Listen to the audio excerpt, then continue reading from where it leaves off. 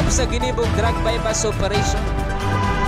Triple o 4 na doble ang bihikulo na gruso sa siyudad kang Naga. Mas complain ng police station kang Naga City Police Office. Newsbreak. Sa headlines kan mga barata, shooting incident sa Milaor asin si Pokot Camarines Sur, parehong biktima gadan. Anggulo sa illegal na droga, sisidipon kan Milaor Municipal Police Station sa nangyaring shooting incident. Barangay Igualdad sa siyudad kang Naga, regular ang pagpapalinig sa mga kanal bilang pag-andam sa panahon ng tig-uran. Naga College Foundation Lady Tigers nakapagrehistro na kang sadang enot nakapangganahan sa Shakey's Girls Volleyball Invitational League. Diyos Marhayna Banggi, ako si Mark Mendoza. Ako man po si Kimberly Alanes. Kami ang saindong tagapagatod pareta. Nabulabog ang mga residentes kan Barangay Santo Domingo, Milaor, Camarines Sur, kan Subanggi. Matapos na sarong shooting incident ang mangyari kung saan pinagbawianin buhay ang biktima. Aramon taman ang kompletong detalles kan sa report ni Melvin Machado. Kasong murder ang pinapipreparan ngunya ni Police Master Sergeant Delar Sanchez, investigator on case, Milaor Municipal Police Station kontra sa suspect na si Noli Maceda Ibona, 45 years old residente kan Barangay 32, San Roque, Legazpi City.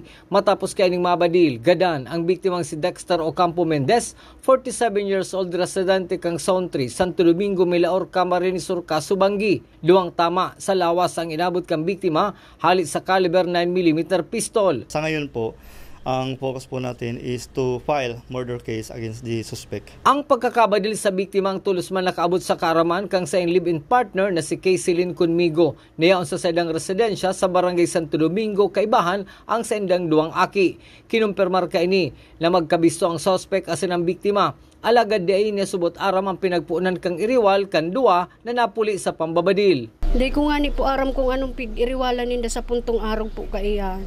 Dahil naman po kay ko nagpapara-update po sa inda. Taugwaman po kung kakaabalahan. Basta naaraman ko na lang po, nagbaradila na po sa Luwas Subanggi. Mientras tanto, aramon man Milaor Municipal Police Station kung kiisa yung balil na ginamit asin kung mapapatunayan na mayo ining lisensya, pwede pa makasuhan in illegal possession of firearm ang suspect. And upon recovery of pistol, i-verify pa natin yung kung firearms holder ba siya or hindi, for preparation ng another case of illegal possession of firearm, as the case may be po yan. Para sa One Media, TV48 Naga, Melvin Machado, Newsbreak. Mientras tanto, sa pagpapadagos kan investigasyon sa shooting incident sa Milaor, Camarines Sur, kabali sa tatawan atensyon kan PNP ang posibleng anggulo sa illegal na droga ang pinagpuunan kan iriwal. Nagbubuelta si Melvin Machado. Kinumpirmar ni Kaysilin Conmigo, live-in partner kang biktimang si Dexter Mendez na sarong aldaw. Antes mangyari ang krimen, may mga pamati na ang biktima sa sainda na ipinaagi sa mga text messages. Sabado ini ipinadara sa iya asin kasubaging aldaw na Domingo. Nangyari ang krimen. May kainitan da po siya, dati niya da pong barkada. Sabi ko, ano nga ni, anong nangyari? Basta aday na da ako makiaramduman. Sa iya na lang to. Basta ang pigsasabi niya sa ako, mag-iingat da kami. Perming saraduhan, digdi kay nga ni ipo tong bangging ito, may kandado po. Sa ladukan PNP, pinag-iinot mo na nida na mapreparar ang kasong murder sa suspect alagad sa pagpapadago subot kang investigasyon sa indang sisidipon ang issue sa illegal na droga. Ano na po yun? Later na po yun. Sa ngayon po, ang focus po natin is to file murder case against the suspect. Mientras tanto, habo naman maghampang sa kamera ang suspect. Kan makauli kang One Media TV48 Naga News Team. Para sa One Media TV48 Naga, Melvin Machado, Newsbreak. Padagos sa mga bareta. Sarong shooting incident man ang nangyari sa barangay Binahian, Sipokot, Kamsur. Kan nakaliyes na Sabado kung saan ang biktimang pinagbisto sa pangaran na Rodelo ang pinagbawian ng buhay, mantang di pa man nabibisto ang sospek. Sa report kan Sipokot PNP, mapamanggi na kuta ang biktima asin ang live-in partner kaini. Kan biglang may madangog na putok asin natumba ang duguan na biktima na may tama sa lalawgon. Sa ibang bareta, Kada pagtapos kan simana, nagkakaigwanin cleanup drive ang Barangay Council kan Igualdad, Digdi sa siyudad ni Naga bilang pagandam sa panahon ng tiguran. Susog kipunong barangay Angelo Bendiola, katuwang ninda sa paglinig ang sarong fraternity kung sain sarong man siyang miyembro. Napagkasunduan maninda na ipaagi sa pa-contest ang kampanya sa kalinigan kung sain ang kada zona ang makakaresibe ng premyo sakaling sinda ang may magayon asin malinig na kapalibutan. Every weekend po kami nagkakauganing rabos for as long as na day po hectic ang schedule me. We see to it po na permi pong ugwaning rabos na ginigibo po. And also, katakod po kayan, uga po kaming beautification program sa barangay. Itong zona mo, linig mo, na uga pong papremyo ang barangay bilang magiging katabang sinda or si mga organisasyon po sa paglinig or pagmantenar po ang kalinigan. Bako lang po itong pagsigid-sigid, kundi kabali po si oversee po kan si mga canals na dapat malinig po talaga. May mga gaganahan iyan na premyo po, 10,000, 7,000, 5,000, and gabos pong matahilingan ng efforts ng kalinigan, tatawanan mi po ng pondo para pambakal po nindang mga materyales. Padago sa mga bareta, nakiolay si punong Barangay Angelo Bendiola kan Barangay Igualdad sa iyang mga kabarangay na makipag-kooperar sa gigibo na road clearing operation. Kabali subuot sa indang hahalion si mga nakakaulang sa pinag-aagihan kan tawo asin kan bihikulo. Ang ginigibo ko po ngunyan sa road clearing, nag-i-stick lang po kami duman sa kung ano ang sinusugo po sa muya kan DILG, and that is to maintain ang mga agihan na dapat klarado po sa any obstruction. Just in case of emergencies, sana maintindihan po kan publiko, hinahagad ko din po ang sa inang kooperasyon na sana po kita po mismo maghinguhan na maging mahiwas po ang sa tuwing mga agihan. Sa pagbabalik kang news break, suspek sa pagpabakal subuot nin Shabu sa Tigawon, Camarines Sur, arestado. Iyan asin iba pang mga bareta sa pagwelta kan One Media TV 48 Naga News Break. Dakop sa ginibong drug bypass operation. Triple o apat na doble ang bihikulo na gruso sa siyudad kang Naga. Mas complain ng police station kang Naga City Police Office. News Break. Flight attendants, prepare for takeoff, please.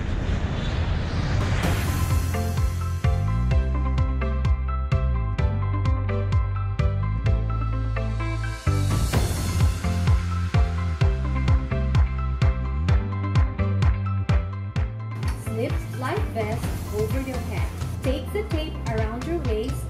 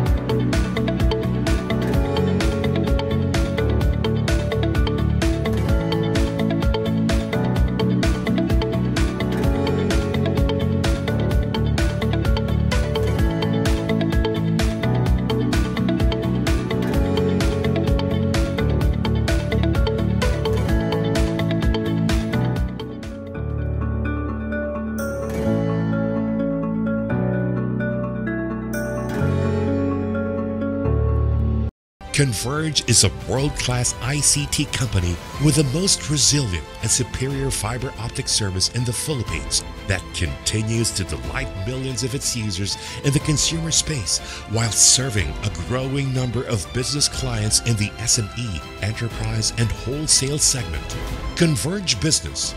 Strength, resiliency, results.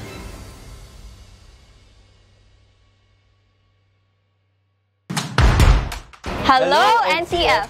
Welcome to the Naga College Foundation Incorporated. Where academic excellence meet limitless opportunities. Welcome to the home of the champions. Join us as we leap into the future.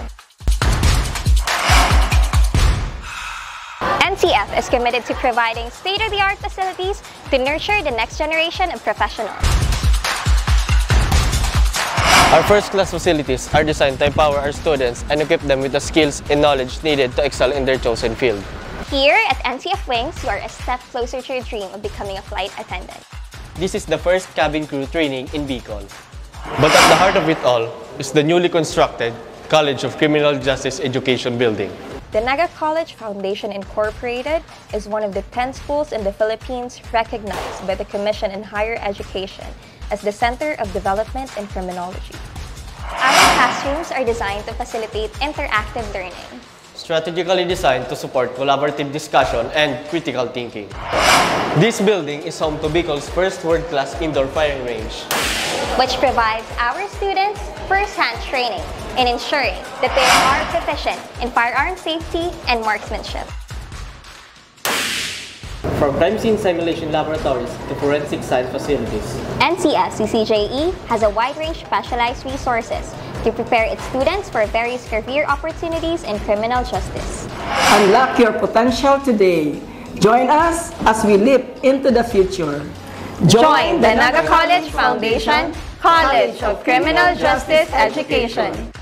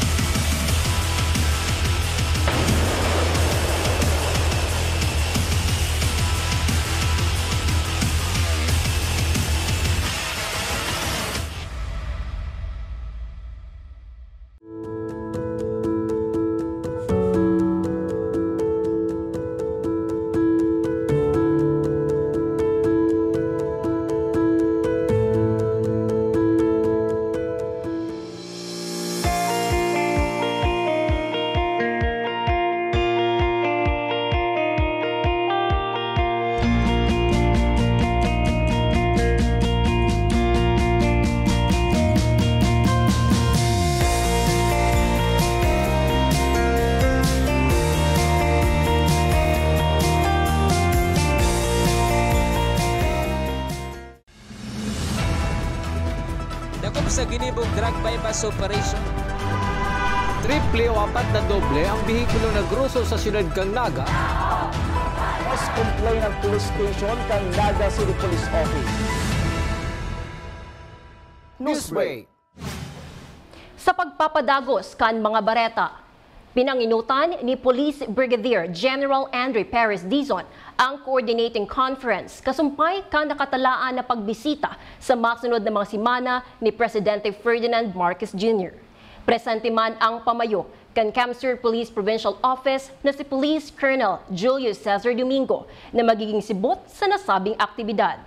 Mayo pang kumpletong detalye sa presidential visit bilang parte kan security protocols.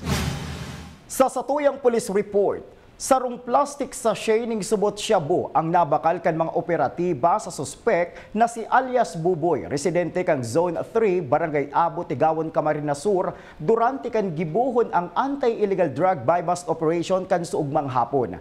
Kan gibuhon ang pagrekisa sa suspek, may duwa pang sachet ning subot shabu ang na-recover kan mga otoridad. Kinukonsiderar man bilang street-level individual ang suspek na yaon ngunyan sa Kustodiya kan Tigawan Municipal Police Station.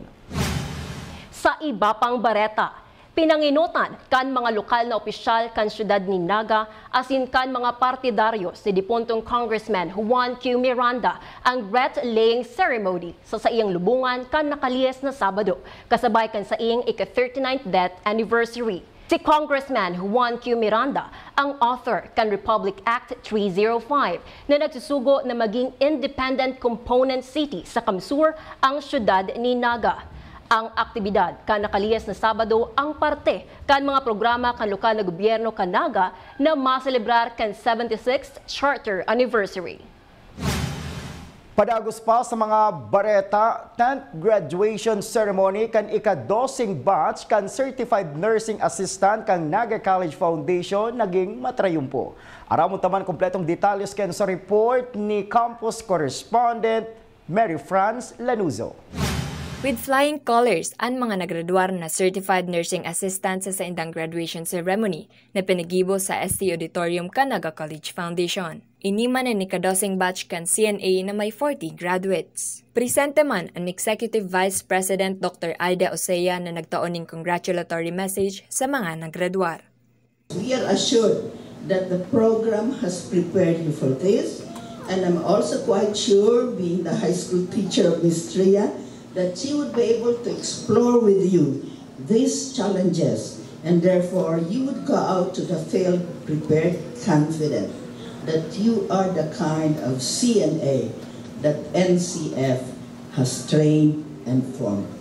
Sigun man sa program coordinator na si Jose Ariel Banyares, padagos asin nagdadakulan enrollees kada batch, may bagong progress man subuot sa program na ini. So far, the enrollees for batch 11 and batch 12 will reach the maximum number of enrollees. And for the previews, from batch 1 to habang tumatagal, dumadami.